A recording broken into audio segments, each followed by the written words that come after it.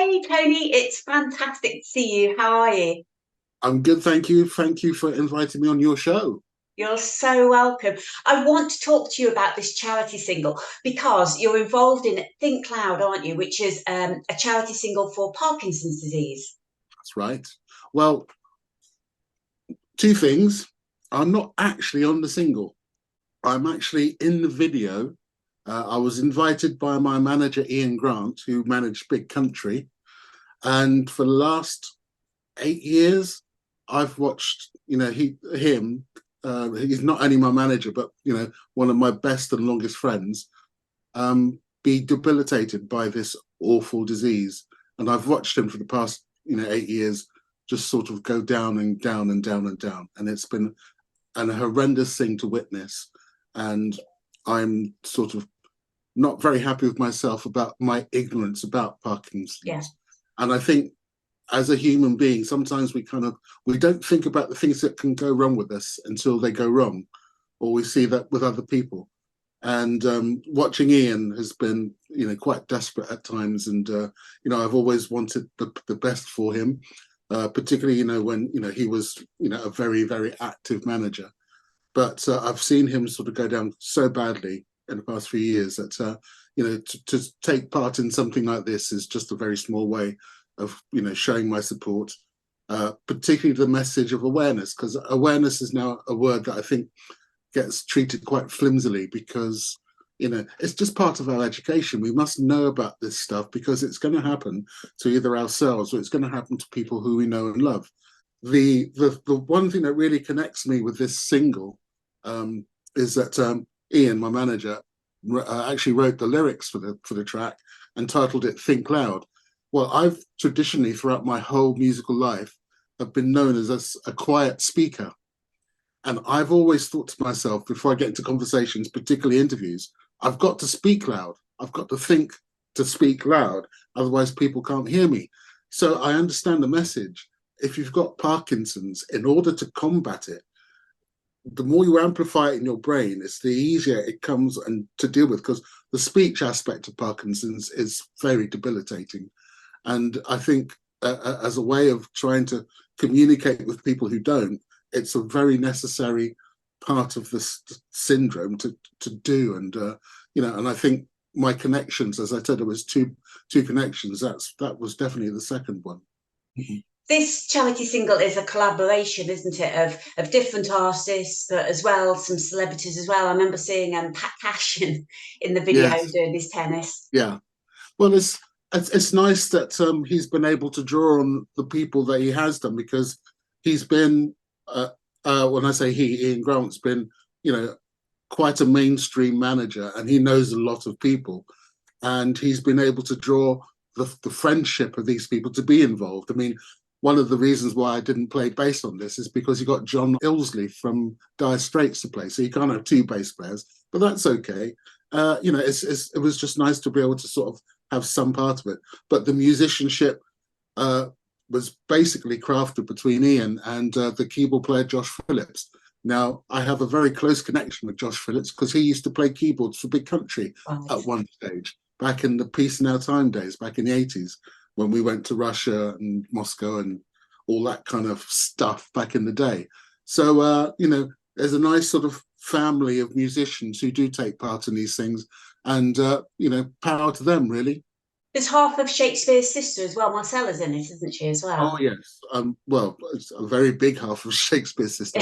Marcella's she's one of those ephemeral great singers that we should never forget about. Although I believe she still lives in America, but she's a great voice, and it's a great addition to this song. I must admit, when I first heard it, I tried to work out who was singing. I couldn't work it out, but as you all know, it's Leo Sayer. Yes, I Now, was just about to mention that. Yeah. yeah, so he's gone in with this big rock voice, which Yes. I don't think many of us have really heard before. So it's nice to have heard another angle from somebody who everybody knows and loves so well. Ah, well, I didn't realise that you wasn't actually in the single, but I did see you in the video and thought it was great to Yeah, see a clip of you there. What have you been up to generally? Because obviously you're most well known for your time in Big Country. Is it right that you're doing some music teaching? I was a music teacher up until the mid 2000s, and I did it because after Stuart Adamson died from Big Country, I didn't want to be part of the music industry. I couldn't stand it. Big Country was too unique a band for me to want to either make it a super group or get other people involved and stuff. So I kind of withdrew and went into teaching, which is something that I really wanted to do. And I came out of that in 2015, 16. Through illness, I had a lot of problems, and I just decided that I wasn't in this business to become a rock star or a celebrity or anything like that.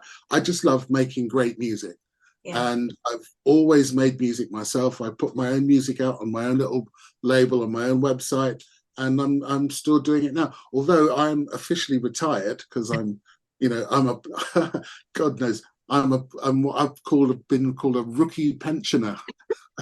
So I'm sort You of look incredible for a pensioner. Oh, well, that's because I don't look after myself. And I've got my kids are growing up, and I've got loads of grandkids, and I'm sort of enjoying the other part of my life that I really didn't get much time to pay attention to because I was too busy being in a fantastic rock band. Yeah, good for you. Good for you. Now, looking around, I can see behind you what looks like a huge collection of guitars. How many have you got there? I know. Give me a rough idea. Like, Well, it's probably three figures.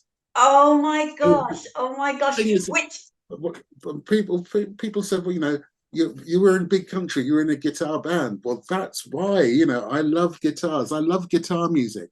I'm not a sort of heavy metal fanatic, but I love guitars, and I've always made music with guitars. And being in Big Country was just a godsend for me. And and I wish, well, there were a few demos I played some guitar on, but that's another story. But I love guitars. I love guitar music because and guitar music became sort of very kind of old-fashioned and au fait. So I decided to sort of sink into the background with that notion, but I hope it comes back one day. Oh, and the guitars that you've got there, then I presume it's just a collection. You don't actually play all these different guitars, or do you? No, it's been a sort of lifelong collection, but during my days of teaching, uh, it's I found that the students, because I used to have to audition students for my courses, you see, because I was running the course, and I'd get parents say, well, we can't really afford, decent instruments and I was, look, don't worry, I've actually, for my teaching degree, I did a research piece on, what's out there, what's available in terms of guitars. So I then blagged all these guitars from different companies. So I could do a vlog and sort of a vlog just suggesting, I've got this piece of wood here. It doesn't look like much, but it really works. And if your kid's going to university or college, needs an instrument, this is fine. And it's a small investment. So it's from that point of view that I was coming from. And I just accrued all this nonsense. Can you just show us your favourite one? Have you got time just to grab one out and show us which is your favourite one?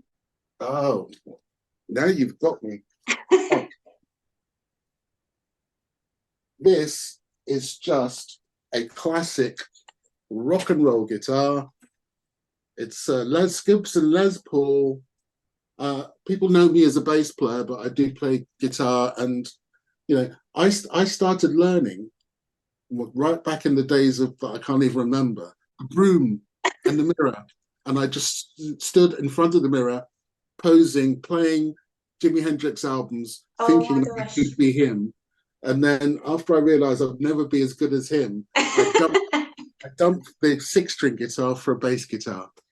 Just play me a little bit now. It'd be such a treat, just a tiny little bit of something. Oh dear. Reasonably.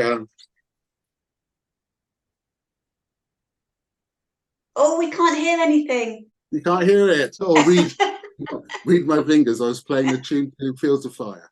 Oh, plug it in, and I'll edit this little bit out. Plug it in. No, I haven't got anything to that. I haven't got anything to put it. So there you go. Well. Cool.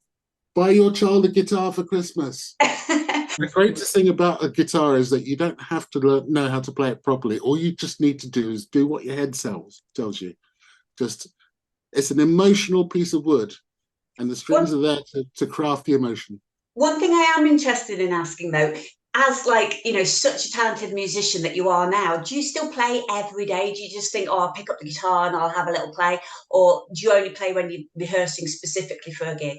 I write all the time. I mean, I can't have all these guitars here and all this wonderful computer wizardry and just sort of sit there and just go.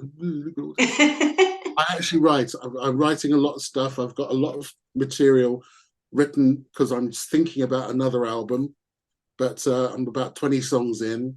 I've just supplied my publisher with a song, which I'm hoping that he can find somebody to cover for me, which has a relevance to a particular festive part of our year. I'm saying no more.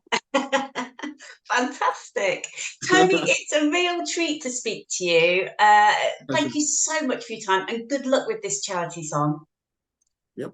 Well, I think the best thing with the charity song is for people to listen. It doesn't matter if you like the song or not, but Parkinson's is something that we should take really seriously. And on behalf of my good friend and manager, Ian Grant, I think it's just about knowing. Think loud, and in my case, speak loud. Well said. Lovely to speak to you. You take care. Pleasure. Bye.